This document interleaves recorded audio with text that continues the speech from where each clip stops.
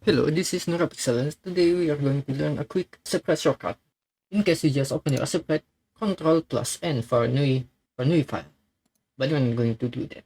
So next, B is for brush, L is for line. Press L and then Shift if you want to lock into a certain direction. If you press Shift and then L, you get the wobbly line. I forgot what to say it in English. And then U for shape. You can press U and then Shift for to lock in. Shift plus U for creating a circle. Okay, now you want to change color. You can eye drop by pressing I, and then you can just change the color. Okay, now you want to fill this area.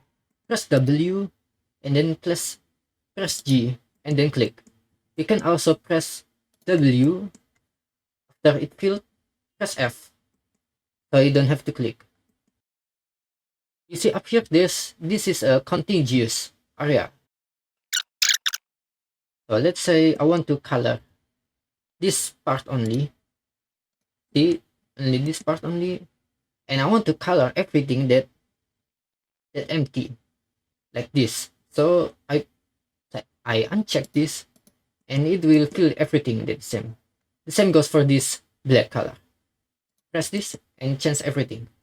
You want to change color, but you are too lazy to move your cursor to this part on your left.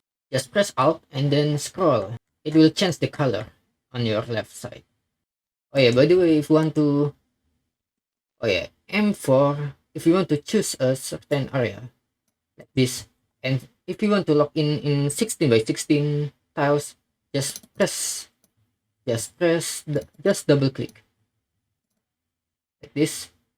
Like this. Okay, nice. And then look down here. You want to make a new layer. Shift N for the new color. You can also control copy and V if you want to copy everything inside the layer. And if you want to add a new frame. Yeah, I forgot. Just Alt and D.